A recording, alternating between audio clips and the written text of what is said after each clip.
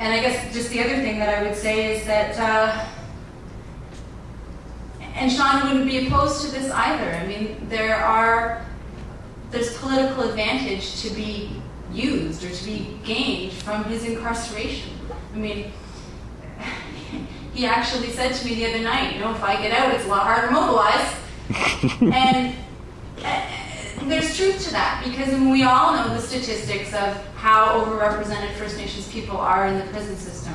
We all know that First Nations people, when they're up in trial, are more likely to be convicted. And that when they are convicted, they're more likely to get longer sentences. I mean, there's a lot of issues that can be raised through Shawn's incarceration that he most certainly would not only want to be raised, but would expect to be raised. And I do think it's high time that if people aren't going to come forward themselves, that pressure be brought to bear on them to do so.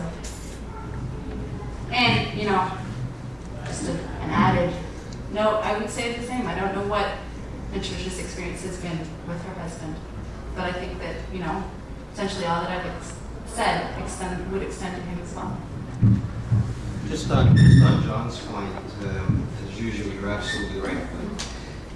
But let me be absolutely candid with you. I was really surprised to see that 41% of Ontarians either moderately or strongly supported the stopping of trains. I mean, we're living in an era of paranoia about law and order. Yet there's 41%, if the poll's correct, of our population out there ready to be mobilized. I think it takes more people like John to get up at meetings like this. It takes, my father was a union organizer, and he always said the way to do it is to never let up. And we just had Labor Day in this country, and every year union members would march in support of various causes. There may not have been anything going on that year, but they didn't want people to forget. And I think if you've got that many people out there ready to support on the Shawn Brant issue, all you've got to do is find the leaders here that came to this meeting to mobilize them.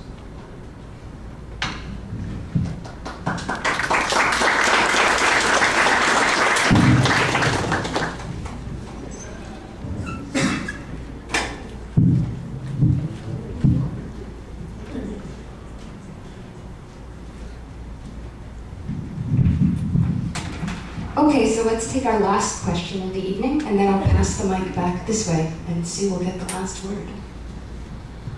I wanted to ask Sue, at what point did the negotiations with Shawn and Fantino break off and turn into a charge? Because I had heard on the radio that Fantino was negotiating with Shawn to bring the blockade to an end, and they had come to an agreement. And later on I heard that he arrested the same man that he had negotiated an understanding with. So I'm wondering what happened between those two things. Secondly,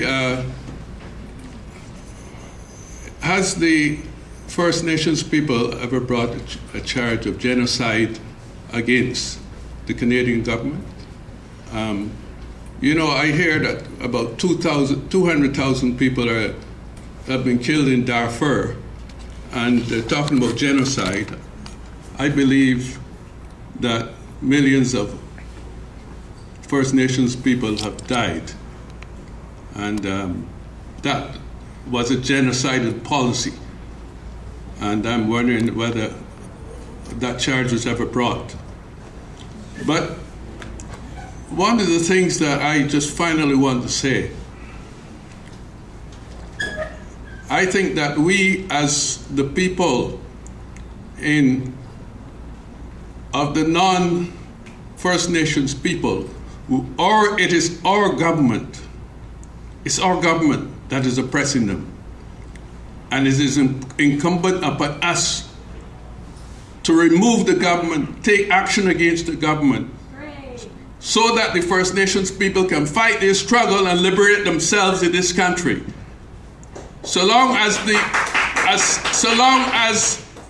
the government sees a silent people not acting, the oppression will continue, and it's for us to take up that responsibility against our government to bring down this system of oppression against First Nation people. Hooray! Yeah!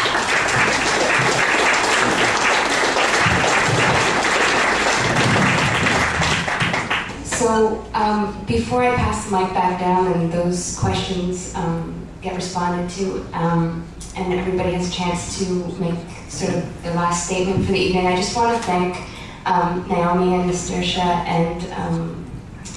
and Sue, obviously, and for coming and for speaking to us. And I want to thank all of you who are now going to go out and make sure that Gary and Shawn are free and that there's some justice on this land in the future.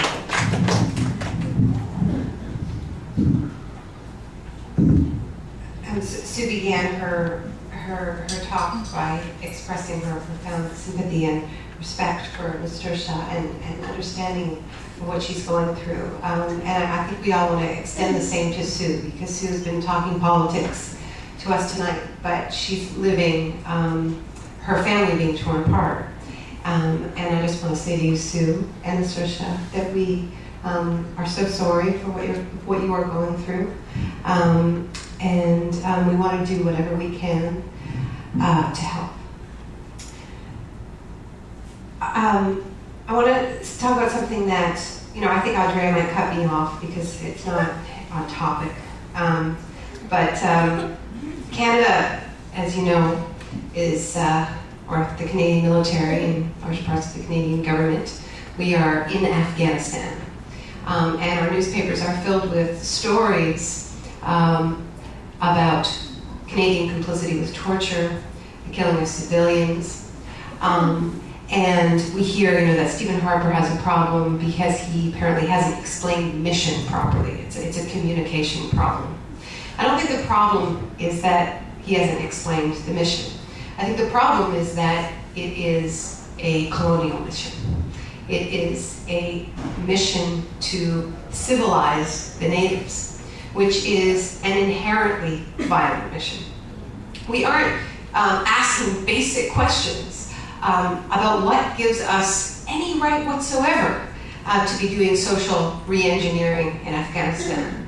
And we aren't asking basic questions about how we could have ever imagined that this occupation would be anything other than violent, that it would of course require the cleaning out of provinces and the use of mass torture, because these colonial projects infused with ideas of manifest destiny and racism always require massive violence.